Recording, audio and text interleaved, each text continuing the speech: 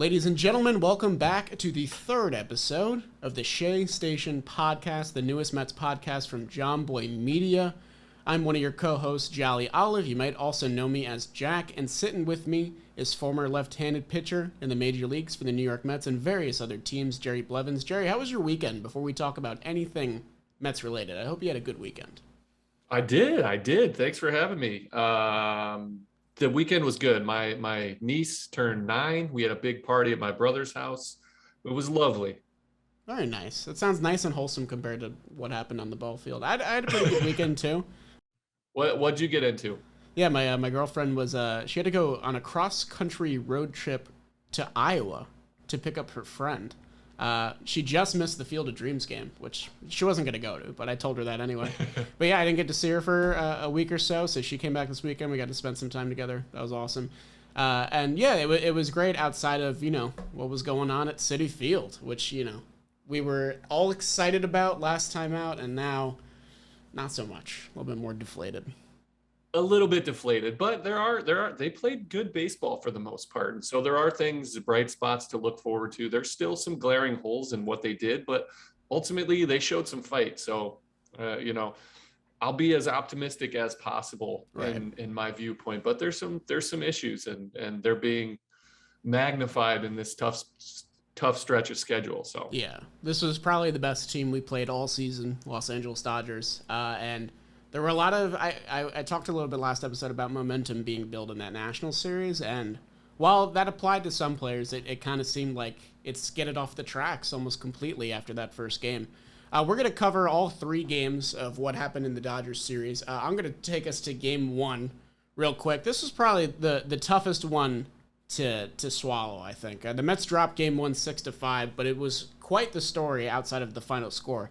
I wanted to talk positively about Tyler McGill for a second because, man, oh man, that first inning where he threw, I think 30 pitches, I was bracing myself for a 3-inning outing where he kind of got roughed up for the first time. But McGill really, he muscled his way through this outing is the way I like to put it. He only went 5 innings, and he allowed 3 earned runs. But against this, really potent lineup, this loaded lineup with a bunch of weapons, it was really impressive. This was only his 10th career Major League start. McGill got us through 5, handed it off to the bullpen, which, it's not ideal, but considering McGill's young career and what he's shown us in the past, this was definitely a tall ask for him. I think he fulfilled the bill there. But the story for a lot of Mets fans, and myself included, that everyone found peculiar was the lineup that Luis Rojas put out for the black jersey game. Instead of going with some of his starters like Dom Smith, Jeff McNeil, and Michael Conforto, he runs out Brendan Drury at second base, Albert Almora, and Kevin Pillar. And the offense goes quiet with those guys in the lineup. Those guys combined went 0 for 7 with a walk, and the offense had no runs while they were in the game. But as soon as the starters got into it, the key point being Michael Conforto, who kick-started a rally in the 7th with a double, that's when the offense sort of woke up. We got a 4-run 7th that tied the game at 4. And after back-to-back strikeouts, let's see here, the Mets pieced together 3 hits and 3 walks that tied the game. So it was all consecutive. It was a big rally. The stadium was loud from what I heard from the people that were there. Shout out to my buddies that were at that Friday night game. And Edwin Diaz had maybe his weirdest inning of the year. He allowed 1 runner and got 2 outs there, and he was facing off against Max Muncy when a laser pointer from the crowd appeared on screen. The SNY had a great freeze frame of it beaming on Max Muncy's face. We also got to see it beam on Edwin Diaz's face later, so it wasn't even a Met fan doing it. It was just a guy or girl or whoever shining it just to mess up the players, which is not very not ideal. You don't want to see that. No, that's to me, again, that's a criminal offense, man. Not only are you messing with tens of thousands of people's night by trying to slow the game down and whatnot, Max Muncy and Edwin Diaz, they live off their eyesight as well, and so you're messing with some issues. If that was you, shame on you. I hope justice is served in some form or fashion. So I don't know how you find that person. Our guy John Boy did a great breakdown of that. So if you haven't checked that out, look that up on YouTube. That was pretty good. We got a little plug at the end of that. I appreciate it. There we go. I love it. Little love between company men. So after that whole fiasco, Diaz ended up striking out Muncy on 3 pitches. So that was a fun 9th inning, and it was a non-save situation for Diaz, which was huge. We had talked about that a little bit. That was huge. He pitched. That was a tough outing. he really showed some grit, some his real nastiness in that situation. I was a little bit worried because it was a non-save situation, but that's something that your closer comes into a game like that. Yeah. You needed that inning, and he gave it. It was a big momentum kind of push towards the next inning. Yeah, and it really felt like the Mets were controlling their own fate in this game. And then it was just we're going to talk a little bit about Luis Rojas's decisions during this series, but it was another peculiar one. He had Aaron Loup warmed up and ready to go, but he instead opted for Jeurys Familia for a third straight day. In the 10th inning, Familia gave up a 2-run bomb to Will Smith, and that put the Dodgers up 6-4. Rojas claimed this was a righty-righty situation, but Will Smith is a reverse splits hitter, so there are some questions to be raised there. We'll get into that a little bit later. The Mets would get one back in the bottom of the 10th, but ultimately they would fall 6-5. This really, really felt like the game they needed to take because of the matchups that came in Game 2 and Game 3, because what happened in Game 2, I'm going to let you expand on here. Yeah, I just want to highlight, you mentioned it before, Tyler McGill showed some true grit. He showed, that's easy for a guy to fold, let alone a rookie. Against that lineup, he threw so many pitches in the first, but he's impressed me so much this year with just his ability to keep going. But that put us into Game 2. It was the battle of all-star pitchers. We had Walker Buehler chasing the Cy Young and really, really shining. And we had Taijuan Walker looking to build off of what has been a really rough start to the second half for him. And he started the last couple of starts, you and I talked about it. He started to look better and to really kind of iron out some of those problems. And he did. It was a battle. It was as good on TV or even better than what we could have hoped. Walker Buehler pitched great. 7, gave up 1 earned run. And that was a huge Michael Conforto, bottom of the 4th. The first hit of the game from either team, put it into the right field stands, into the bullpen anyway. Billy McKinney almost got that ball. Could you believe that? He almost got it. Oh my! I mean, it was pretty impressive. I thought he got it from the home plate view, and then they showed it. My favorite thing, you get to see Trevor May over there with a good fist pump when he's inside. I was like, yeah, he was pumped, but that was huge, and it was great for Conforto to jump out. That's what you have to do against aces like that. You have to get the big hit, and Conforto did that. Buehler or Taijuan Walker looked great, took a no-hitter going into the 7th. After 6th is when it really starts to be real. It's when it gets serious. Will Smith, the anti-hero in Game 1, did it again in Game 2. He broke up the no-hitter with a solo home run.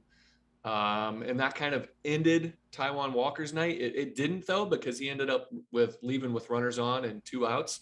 And Aaron Loup does what he does. He came in, got a huge out. It's an Aaron Loup pod, baby. He does, man. He's so good, and he's so clutch. And he came in and got a huge strikeout with runners in scoring position. Kept the Mets in the ball game. Ultimately, it came down to runners in scoring position, and the Mets did not do that. Not only do they not really do anything, they went 0 for 9 with runners in scoring position, but the big one was the last 3.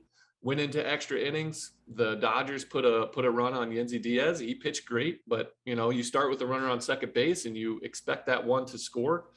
And the Mets went 0 for 3 in the bottom of the 10th to end it. They lose 2-1, and those were 2 games that hurt going into the last game because you got to face off against Scherzer. And so Conforto with the big hit, but Taijuan Walker looked phenomenal. And we look to keep that pushing. So that moved us into Sunday. And what do you got for Game 3? Yeah, I just want to say, 2 gut-wrenching losses. And I'd mentioned that Game 1 was the one to take, but also you got to look at it in Game 2. The Dodgers didn't have their top bullpen guys because all those guys got burned in Game 1 and the game they had played before. So they went to, a couple rookies. They went to Corey Knebel, good relievers, but these were guys that the Mets could have capitalized on. Should have, I should say, honestly. Once you get through their top end starters, we'll see it going forward. I don't want to get too far ahead, but the Giants are in reverse. You got to get to their starters because their bullpen is so good. Right.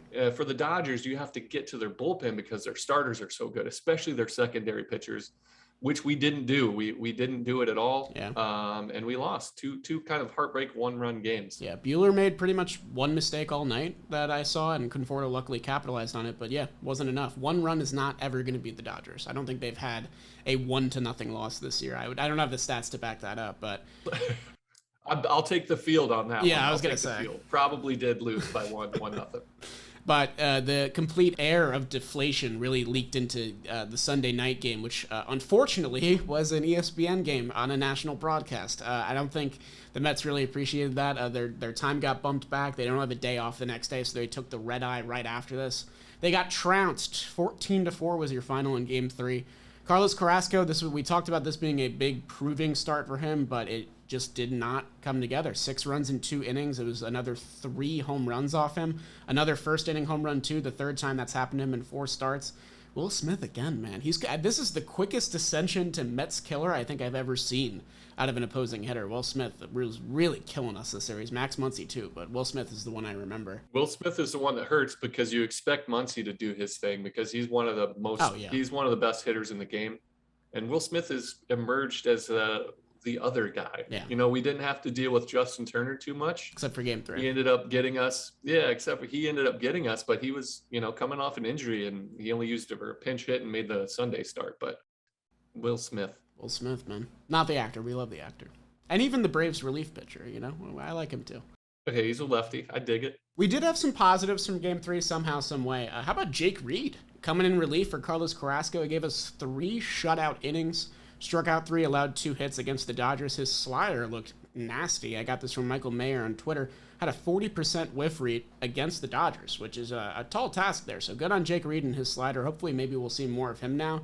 That was sort of a proving out for him, his first as a Met. And it came against the team that, let him go. So that was pretty cool. That was it, to be able to hold up a middle finger to your old team that said you weren't good enough. I mean, it's a chip on your shoulder. And so that was big. And the Mets needed it so much because, if you're going to come back, those middle innings where, your starter gets knocked out, that's where like you're either going to throw, he's just going to wear it and get sent down because we need it, or he's going to keep the Mets in the game. And he gave them a window to come back. They didn't clearly, but he gave them an opportunity. Yeah. And that's all you can ask for and more from that position. So very commendable for Jake Reed. And, on the other side of things, Justin Turner has the same thing of the team that let him go. Let's go tattoo him. So it was nice to get a little piece of that for us too, but it was just the Dodgers bats killing us. Muncy had 2 home runs. Will Smith torched us again. In the end, the position players took on the 9th inning. I really thought we were going to see J.D. Davis pitch for the first time.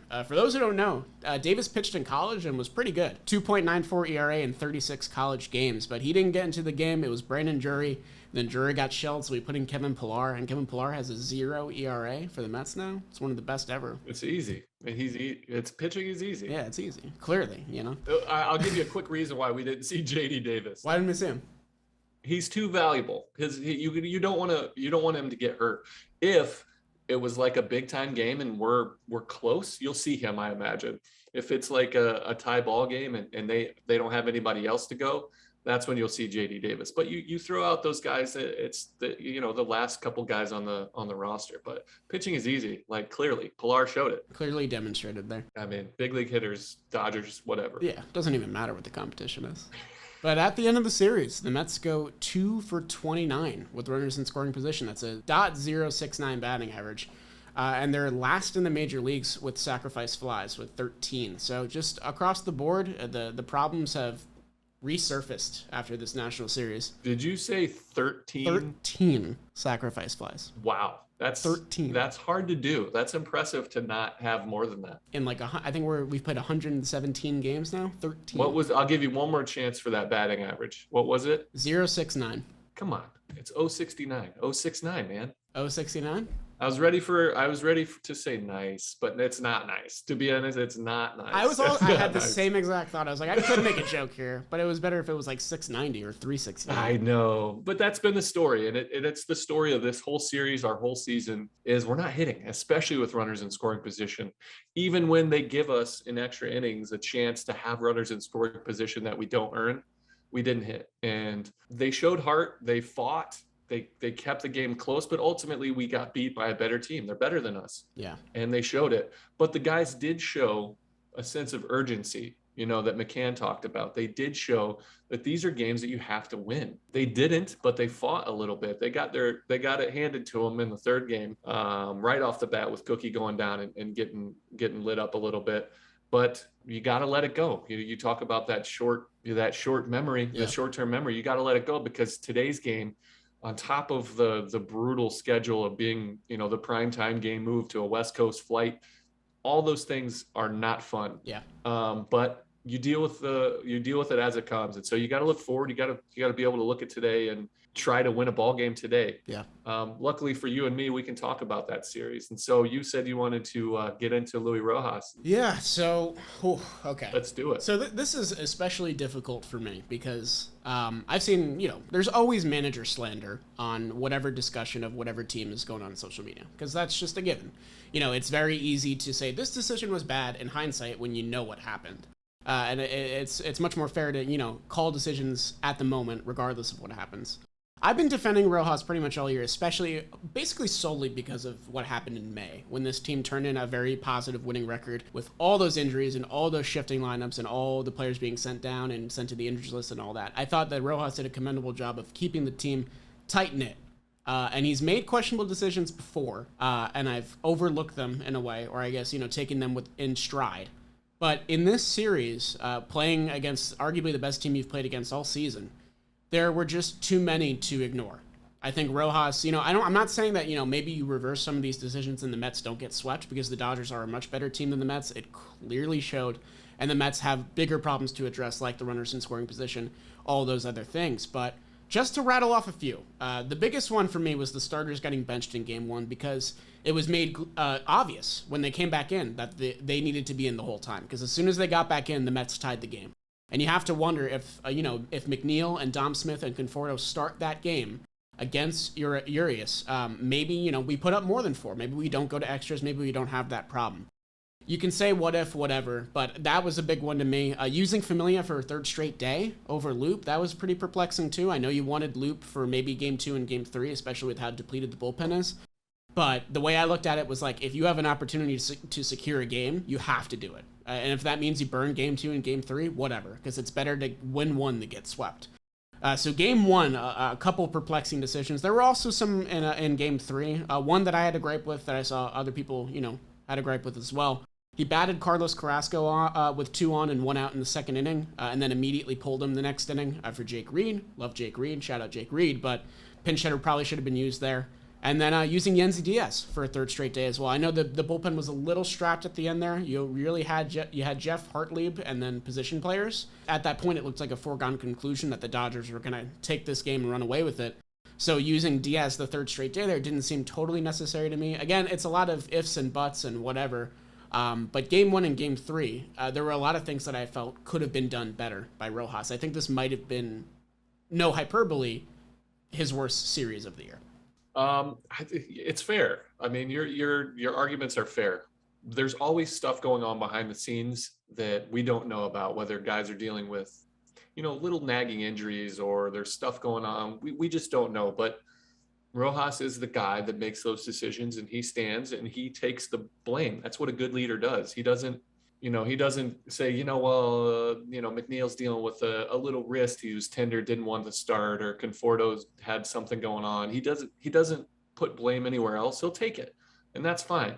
The one that I saw was pitching Familia 3 consecutive days in that situation, especially that you already had Loop up. That's the only one that I was like, he's already warm. It's already going to be taxing on him. Just let him go out there and do his thing. Again, I'm not gonna be critical, because we don't know everything, because that's not our job. But it's fair. This is what we do. You're a big league manager, and you're allowed to have people talk about you. And so I'll let you take that. But for the most part, yeah, there's just too many mitigating circumstances that we don't know. So I'll never be too critical on a manager in situations where you're like, we could have done this. Right. And you have to look at the flip side of everything too, with like, maybe this was the game where Pilar and Almora got things going because they started in Game 1, and that's a completely different story then. But the fact of the matter is that they've just been bad at the plate since May. It's just, it hasn't really changed. Almora has looked better recently. He actually had a really good at-bat where he worked a walk in Game 1. Just at the end of the day, Game 1 will stick with me for a while, just because of the moments in that game, how high the emotions were after they tied it, and how winnable that game felt. How much it felt like, we were going to storm back and this was going to be a signature 2021 Mets win, and then it was just taken from us. I know Familia is good in that situation for inducing ground balls with his sinker. I get that. You want to put the ball on the ground and, have a play available so maybe that runner on second doesn't come in. But when you have a hitter like Will Smith, you have to know that he's reverse splits. Same way that I always get on managers on opposing teams for not knowing that Dom kills lefties, because that bit Dave Roberts in game one when Dom brought in a run. And continued that rally. But you have to know that Will Smith crushes righties way more than he kills lefties. And you have to know that Aaron Loop has not allowed a run in a month and a half. And, that's where you need him. You need him there so that you only have to just get a single or a ground ball and a fly ball to win that game. So I think I'm nitpicking in game 3 a little bit, probably. It's just to pile on there, I guess. Yeah, I mean, it's fair. It's fair game. This is baseball. This is a thing that we do. And all your arguments are legit arguments, but again, I don't know what else is going on. But the big one for me is I understand the lineup confusion and why you don't have your guys, because these are games that you have to win, and you want to put your best guys in that opportunity to win. Yeah, I get it, but I'll never second guess any of those decisions because I don't know what's going on behind the scenes. I've been a part of really good teams that have the manager stand in front and wear it because he's taking it for the guys in the clubhouse. And I don't know if that is or isn't happening, but I always assume that that's what's going on. And yeah. So I'll let you speak your mind, and I'll take a back seat here. We are a positive pod. I mentioned that many times. And, looking for the positives in this series is hard, but they are there. And I will say, being a manager in baseball is the most thankless job in the sport that I can think of, because when you're winning, it's because of the players, and when you're losing, it's because of you. And you have to answer all these questions, and you can't throw anybody under the bus and all these things. And if your team doesn't perform, even though you're doing a good job, you get canned. They don't half the time. So it's a tough spot to be in. Even deeper, though, that's some of the decisions that the manager used to make, the front office makes nowadays. And so you're just standing there as a middleman, just wearing it. So it's a thankless job, but it's a job everybody wants. It's a dream. Luis Rojas will be a big league manager for a long time. I think he's good, but criticism is fair. You can't pretend, and you can't be mad when people want to talk about what you do, because that's what you do. It's fair. It's fair game. Absolutely fair game. And yeah, I do agree. Rojas, he toiled in the minors for, I think, close to a decade, maybe even over, with these minor leagues teams, managing and bench coaching and all that. So he's earned, his keep. He's earned the right to be a manager in the major leagues.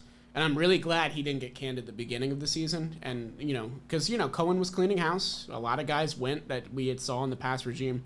He kept Rojas. He believed in Rojas. And in May, that looked like a spectacular decision. But when it came to this series, it just kind of fell flat on its face in a lot of aspects. But there's only so much you can say there. You have to look forward, and we're a looking forward pod. What about the guys in the Bronx? They were talking about Aaron Boone getting fired so much. Now look at what the Yankees are doing. So I know. You never know. Luis Rojas can get these guys going. All of a sudden the bats come alive, and he looks like the smartest man in baseball. And this is a game of ebb and flow. Right. And we are in the Mets have put themselves in a situation of we got to win ball games now, and this is what happens. This is the fruits of the labor that you put in. You're reaping what you sow a little bit, and so here we are. It really is that way. We're going to talk about the probables in the San Fran series in a little bit. I wanted to bring some injury news to light because we got a lot of updates this weekend with the games going on. Just for those who don't know, the Mets are 12-17 since they lost the titular captain of the team, Francisco Lindor. And we've lost some other guys along the way, but that seems to be the prevalent figure that has started the Mets skid. But the good news here is that Lindor has speeded up his recovery considerably with his right oblique. He could possibly eye a return when the Mets return to Citi Field for their second series against the Giants, which is relatively soon, only in about a week. Getting him back, I don't know if he's going to be 100%. I would guess that he would be more closer to like 80%, and maybe we're just rushing him back because he's dying to get back. And we had talked about obliques. They're a dangerous game. You don't always want to rush them back, but I don't know if you saw, he was in full uniform on Sunday, which I thought was cool. And he was running the bases, taking some ground balls. I loved it. If and when he's on the field, I expect him to be at 100%. I expect to see him make all the plays that he makes. I expect him to hit at the plate because we need it. We need him to step up into that role. He's going to push for him to be ready. He doesn't want to do rehab. He wants to get on the field And so if you're going to push for that, you better be ready to play at that level. And so I expect him to do that as he does himself.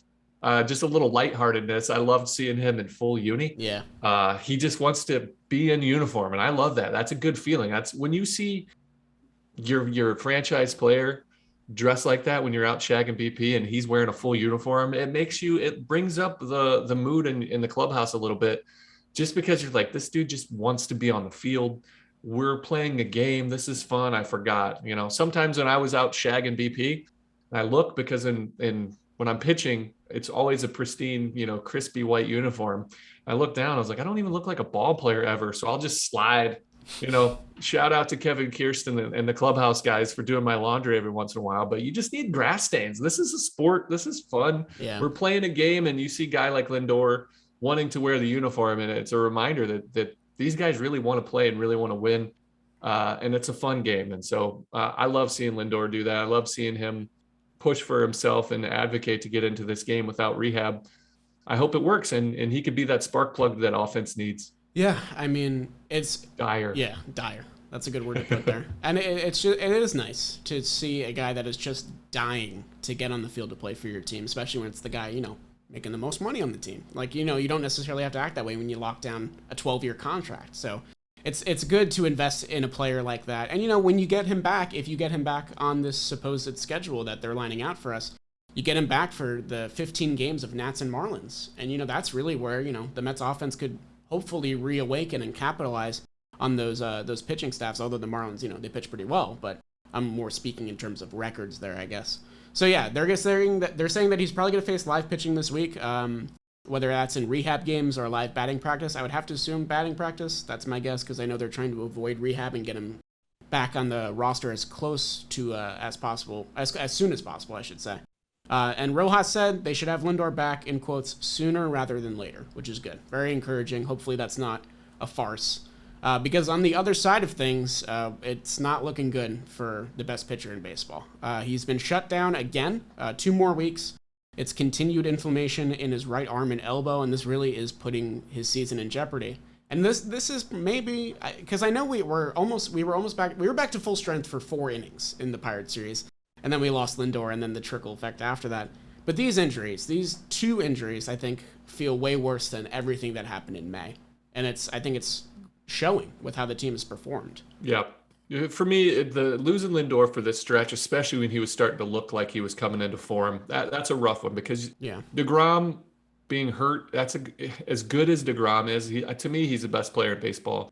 Shohei is making an argument because he's doing it on both sides of the ball. So is DeGrom. But DeGrom, every fifth day, you're going to get to see the best performance of any position in any job. There's nobody better at their job than Jacob DeGrom. Hard to agree. And it's been a hole, but you can play around with that if you have guys step up. You just have to assume as a fan, as somebody that has nothing going on, that we're not going to see DeGrom at all. You just have to, if we get him, it's a bonus, and that's it. Lindor, I expect to get back, and we need him. And so our offense is what's been killing us. And we need offense, and that's where his spark, his push comes in. And no matter how many times you get Jacob DeGrom, if you can't hit, you can't hit. You're not going to win a ball game. So you can't win 0-0. And then we proved that in game 2 by losing 2-1 there. And as good as the pitchers you're going to get, you still got to hit. And so that's where we need to do. We need to start hitting. Yeah, and it's tough, because as much as I want to see DeGrom get a couple more starts in it, maybe etch his way back into that Cy Young consideration, the last thing you want to see is an injury pop up again, and then you lose him for time in 2022. So if it means he's got to be shut down completely so you have him next season, so be it. The Mets pitching has honestly been holding up okay outside of that rough cookie performance. They went toe-to-toe with one of the toughest offenses in the league. The bullpen obviously has been great, but, McGill shoved. He was really impressive in those 5 innings. And of course, Taijuan Walker really bouncing back in a huge way, which, we're a big Taijuan Walker pod. We've been talking about him nonstop. Beautiful. Pretty much every episode we've had. So that was very. He's proven us right too, because every time we talk about him looking better and getting back to form, he's done that. And so now he's it's going to be hard to top that start. Maybe he gives up just a double off the wall instead of the homer. But, it was big for him Pitching's been good. The bullpen has been elite, like it always has been. We lose Drew Smith. That was a tough loss. But you had Jake Reed come up and pitch 3, huge innings for us. Low leverage. Those aren't Drew Smith. Those aren't Drew Smith innings where the game's on the line. But that kept the Mets in with a chance to come back. You touched on Drew Smith getting IL. That's right shoulder inflammation, so the Mets are going to have to look for some fresh arms. I'm thinking they're going to do some shuffling anyway, just because of how taxed the bullpen is right now. You could be seeing the return of Franklin Kilome. Hope I'm saying that right. I think we saw him a little bit in 2020. He's actually on the Mets prospect list still. Yeah, Kilome. Apologies. Jared knows best. Yeah, he was one of the few guys where I'm standing next to him, and he's like... Big dude. He's so big. Yeah. One of the nicest humans on the planet, too. The Mets bullpen is full of tall guys. All of them. Just huge. Yeah. Miguel Castro. Yeah, Trevor May with the shoulders like that. Loop is a bigger guy than it looks when you see him in person. We just got some monsters out there. Familia's a giant. You yourself, too. I mean, don't cut yourself you got to cut yourself some slack. I'm not out there. I'm sitting in my chair at home. Come on. Oh, spring training. I'll take that. Yeah, I was there. I added to some height, not really size, but I added height and volume with this hair, too. We should just put all you guys on an NBA team. Who knows how well you do? I don't know. 5 centers out there, just run them out and see what happens. There apparently is going to be a move to bring up a lefty, Andrew Mitchell from AAA. He's had a rough go of it, but he looks like he's a fresh arm, so the Mets are probably just going to use him to eat a couple innings in the back end of a game. I have no idea who that is. I did a quick little research. Is he already on the roster? I think he's on the taxi squad now. So he could be coming up in San Fran. We don't know yet. There's a lot of things in the air still. Hopefully we'll get some news today. And then still no timetable on Javi Baez. I'm assuming it might just be the 10-day minimum. Hopefully those back spasms cease so we can get him back in the lineup. Because, you're looking at potentially getting Baez and Lindor back at the same time, which could be a huge boost for the team. I'm really hoping that those synchronize. I think that could be a huge moment for the Mets lineup. Yeah, that would be, again, we're at this territory in the season where we're hoping and praying for things to happen. We're looking for magic. And if there ever was some, El Mago is the magician. So we're looking for that magic, Lindor to step up and be the guy that they signed.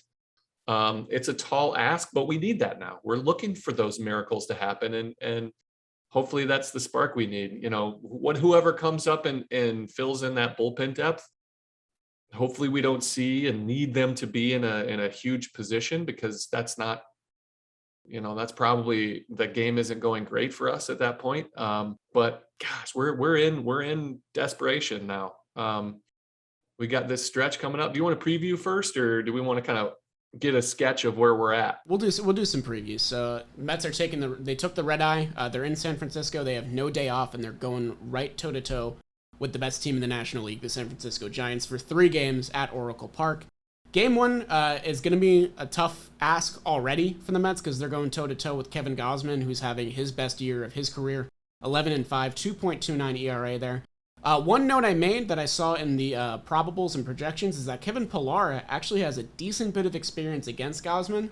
35 at-bats, a 371 batting average. I know most of that came when Gausman was an Oriole and Pillar was a Blue Jay, but point stands that I think if you're going to get him into a game, it should be this one. You should play the one where he has experience against the guy. Gausman's a different pitcher now. We've obviously seen that. He's been, elevated this season by the Giants. But I think you'll probably see Pillar in the lineup tonight. I'd be shocked if he wasn't. And Gausman has slowed up a little bit. This could be a spot for the Mets to capitalize. He has a 5.16 ERA in his last 5 starts. The 2 quality starts he has in that span both came against the Diamondbacks, which, Diamondbacks aren't playing good baseball this year, but shout out to their recent no-hitter, which was pretty cool. That was awesome. And against the Padres. The guy made his first career start against the Padres and throws a no-hitter. Pretty amazing. Just a quick note on Gausman. He's kind of like done what Taijuan Walker did, and he had an amazing first half, like the best of his career, and then came out a little bit rocky, and he's done the same thing. He started to pitch well. You'll see a theme in these matchups.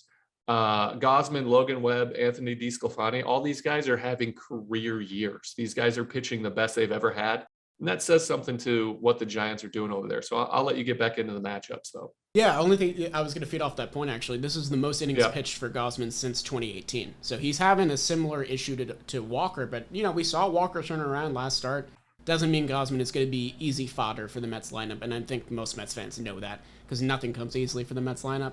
In game 2, this is looking like another one to possibly win. We got Marcus Stroman on the bump again, which is nice. We sang his praises last time. He goes toe-to-toe with Logan Webb, who really came out of nowhere this year. His ERA is under 3 right now. He's back in the Giants rotation. He bounced between the bullpen and rotation, so he's been awesome this year for them. Just like most of their pitchers, really. You could say that for pretty much any Giants player. You can say this for their entire team. So I'll jump out of it. I'm gonna go. The Giants are what we want it to be. So they have big names. They have, Buster Posey playing great, Longoria, Brandon Belt, Brandon Crawford. Their big guys are doing amazing. And they have guys like Wilmer Flores who are playing amazing roles that they signed. But every single guy that they have grit. They have young people contributing. Their bullpen is fantastic. Their starters are elevated to their best they've ever had. The Giants are an image of what the Mets wanted to be. And to me, they're better than the Dodgers. They may not look like it on paper, but if you look at their record, there's a reason. They play the style of baseball that the Mets need to play moving forward. And where it was with the Dodger series, you got to get to the bullpen to make runs. We're going to have to get to their starters because their bullpen's been so great. We're facing 3 guys in Gausman, Logan Webb, and DeSclafani who are having the best years of their career, but this is new territory. They're all pitching more now than they have. Logan Webb, I think, threw 100 innings and 18 was his most or something like that. That was with a 5 ERA too. So and he's dealt with some injuries. This is his first year where he's really established himself as a big leaguer. He's hopped on the back. Cueto's on the IL right now, but he's learning from some of the best minds. Their coaching staff in San Francisco, having been there in spring training, they're really, really good and a strong knit unit. They're everything that we wanted to be this year. And it's time for us to step up and battle them. And we got to face them 7 times coming up, just like the Dodgers. It's time to show who we are and don't roll over, because we're going to show them that even if we lose, we got to show them that we're going to fight. Otherwise, they're going to bully us for these next 7 games. I don't think there's a thing that the Giants don't do well. It's a very sound roster. The guys behind those big names that are carrying the slack too. And, the Mets praised depth in the offseason. Depth is what carried us to where we are now, but the depth hasn't been pulling its weight as much since. So if that is a spot that the Mets can come through on in this series, I think that'll be huge. And, sometimes it's just one big inning. We saw one big inning against the Dodgers. If you can get one big inning going and get these starters out of the game, that'll be huge. Yeah, rally, man. You gotta hit. You got to hit with runners in scoring position. This is a big ballpark we're going to. I don't know. It used to be Oracle Field. What is it now? It's like AT&T Park. It was AT&T Park. Now it's Oracle. Okay. It's big. And you can't look to always hit the big home run. You just got to put the barrel on the ball. And I think that's the approach that the Giants take. And we need to push that. Citi Field plays big mostly. And so we showed our grit in first and second game of Dodgers and we showed some fight. We just need to continue to play good baseball. You don't have to win every game now. You have to win the games that you can. And that's why those first 2 games in the Dodger series hurt. But you have to win the games that come your way. We need to tread some water to get to September. September is where it gets down. We got to push through this big, tough series, this 13-game stretch where we're playing, the best teams in baseball. We got to be able to make it to September where we are now, 2.5 games back, 3 games back, maybe even get up, because the Phillies and the Braves are doing the same thing. They're going to play a similar schedule. We got to stay within punching distance. You got to be able to strike back. There's a lot of games left. There's no need to panic, but there's panic in a sense that you have to be able to hit. Losing a game isn't the last, but if you don't show the capability to win games, that's different.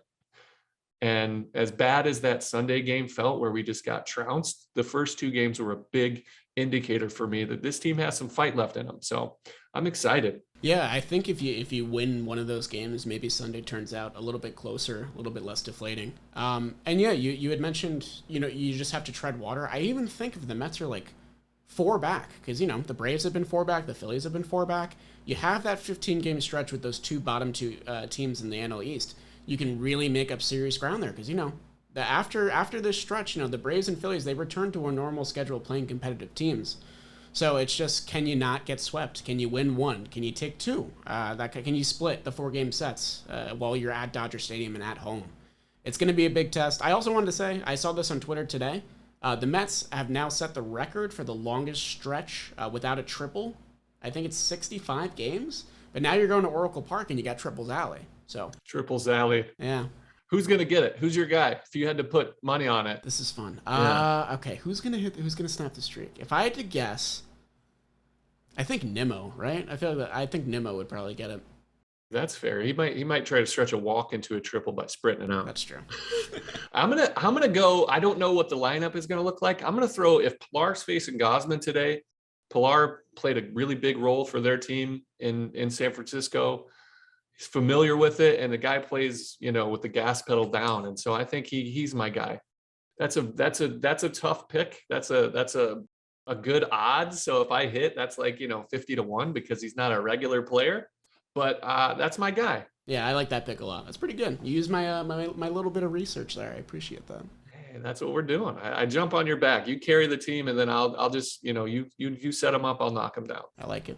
Yeah. So game 3, you mentioned before, Anthony DeSclafani is going to face off against Tyler McGill.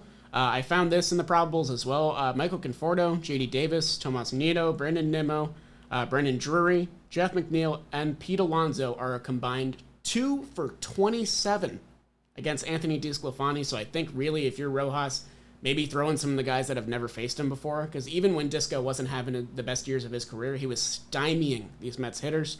And, we mentioned before, McGill really impressed with that gutsy Dodgers outing last time. He's going to need to have another one here. Yeah, we're going to need, we talked about it in Washington, and you had mentioned that you think the pitchers, the starters need to get a little deeper. I disagreed with that, but now we're in that territory where our bullpen is taxed. We have a lot of guys that have thrown multiple innings, tons. We're going to need to have our starters, do what McGill did the first game and go 5 solid. He stretched it. He went to his limit. He did a good job. Get us 5, stay in the ball game, because we're going to need to keep those big guys in the bullpen for games that we're winning. We can't just have these guys throw in games that don't matter because our starters got whacked around and all the other guys in the bullpen are taxed too. And we'd have to throw, Trevor May when we're down 4, or Aaron Loop in a game or we're down 5. Those are the heartbreaking innings because you waste those guys in situations where it's just mop-up duty. And those are disheartening for a team as a whole, because then you just waste their talents. And then they're in those games where you're in the 10th inning and now you got to throw out your 25th man, or the guy that just got called up in a situation where it's a win or lose, and those are heartbreaking. Anthony Banda in Cincinnati just had to put him out there. That's it. Had to put him out there, and it costs you. And so you want to save those guys. So our starters really need to give us 5, 6, maybe even Stroman to push 7, 8 out of our guy there. That's a big ask for us, for anybody, especially, I forgot to mention they got Chris Bryant now too. And so they have a deep lineup. But we need our starters to step up, to take a little bit of pressure off those back end bullpen guys. And we need our hitters to take some stress off themselves and off the bullpen, because you don't have to be perfect anymore if you can just put some runs on the board and let guys take a deep breath back there. So there's a lot going on. It's not do or die on every game anymore, but you do have to start winning some ball games and showing your heart. So can't get swept again. That's the whole mantra. Can't get swept. Yeah. Actually, I disagree. You can get swept. You can still get swept, because then you're only down another 1 game. So, I mean, worst comes to worst, we lose 3 games here and the Braves and Phillies win 3 games and we're down 5.5 games. That's not the end of the world with 30 games to go. It does suck and it feels terrible. And we're calling for everyone to get fired. You want Stevie Cohen to sell the team like by that time, but you don't have to win these games yet. It's not there. Just mathematically speaking, nobody in that bullpen or nobody in that will panic if they get swept. They will start to put the pressure on, because you're going to keep burying yourself, but none of these games are must win yet. This is the luxury of playing in baseball. You can feel however you want to feel as a fan, as a supporter of a team, as people that get to break these games down for a living.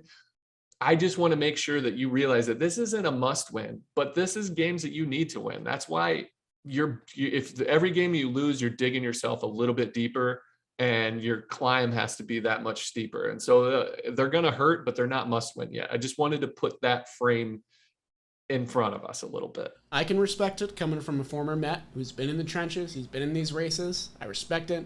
But if I said that, I think I'm dead tomorrow. I think that's it. I think that they're coming for me. That's okay. Again, you can bury me. I don't care. Like if they get swept by the best team in baseball, by the Giants, it's okay. They got to play them again. You can't lose every game now, but you do have to start putting together quality baseball.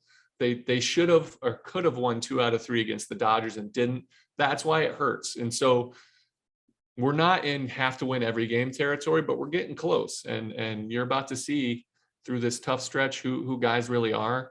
But every game isn't the end of their season. They can still, miracles happen. I was a part of a team in 2012 in Oakland that we made a run. We won the division on the last day of the season. So it's possible. You can do things all the way through September, but you don't want to bury yourself too deep now. Well, you mentioned the 2012 season and going back and looking on happier memories. I like this day in Mets history, because it also blends into Jog and Jerry's memory. It's a 2-for-1 special here on Shea Station, baby. I hope you're going in a certain direction, because this is a big day for me. You already know. Thank you. Exactly let's bring it. What I'm going to talk about. If you haven't heard about it yet, on this day in 2018, August 16th, the Mets set the club record for most runs, 24, and most hits in a 9-inning game with 25. Jose Bautista drove in the 7 runs. Remember when he was a Met? Ahmed Rosario and Kevin Pilecki both had 4-hit games. They came against Philly. It was a fun day. Corey Oswalt got the win, but the biggest story of that game that people are still talking about 3 years later.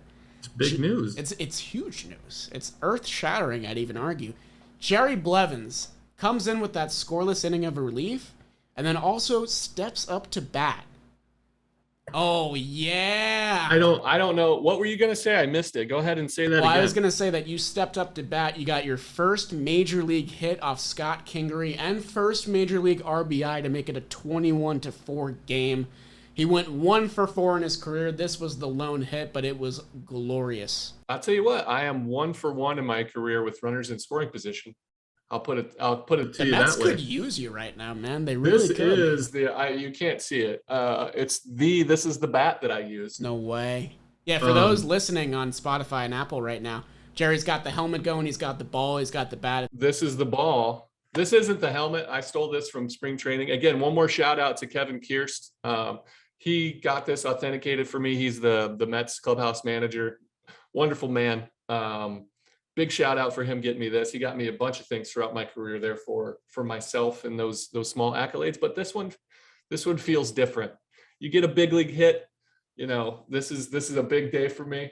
I love it. Do I look the part now? I got the hair going. I think the hair, I almost mistook you for DeGrom, honestly, with the bat in your hand and everything. You look just like him from the side there. I'm going to gently set this down real quick. Hold on. So yeah, that was a big day for Jerry, big day for Mets baseball. And 24 runs in a game. It sounds like it must have been 10 years ago at this point, but I'm going to finish this out with this helmet on. Just this is I'm not only am I, just showing how amazing it is. Can we just say that the coolest thing in the big leagues is the one ear flap? I have no idea why that makes any sense, why it was a design to begin with, but it seriously, I put on like the double ear flap and you feel like a little leaguer. Oh yeah. This feels like the big leagues. Like they were mandatory when I used to play. Like you couldn't do one flaps, you weren't allowed to. I think the only Met I can remember wearing the 2 flap was like Willie Harris way back in 2010 or something, way back. There's another guy who's Jed Lowry's a double ear flap guy. Yeah. He's a switch hitter. He did have, how many at-bats do you have as a Met? 8, 2? I think. 8. 3? 8? Oh, okay. But he's a double ear flap guy, and I made fun of him every single day because I'd be like, dude, I get it because it's, you slide in head first, you're exposed on this side. Shin-Soo Choo was a double ear flap guy. I didn't make fun of him because he's a heck of a player. And I hit him, I didn't hit many guys in my career. I smoked him in the back a couple of times because you have to get him in there. You guys got and beef? I was just like, so no, he's a very kind and good person. I just was like, sorry, if you didn't have the double ear flap, I probably would have missed you. But you're a target now. Targeting him. No, this is I mean, it's just the coolest. Yeah, for sure. So yeah, that was our full episode of Shea Station number 3. Not the most positive pod we've been, but definitely got an optimistic outlook going. Got to have some fun memories at the end, which was nice. It's time. It's time, Nets. Let's start hitting. Let's start surprising. Dig yourselves out of the hole. You love having a chip on your shoulder. Let's go, boys. Let's go, boys. Yeah, so for Jomboy Media, I'm Jolly. I'm Jerry. And we will see you on the next episode of the Shea Station coming out this Thursday. Thanks for tuning in, guys. We'll see you next time. All right, appreciate it. Have a good one. Good luck out there on the West Coast.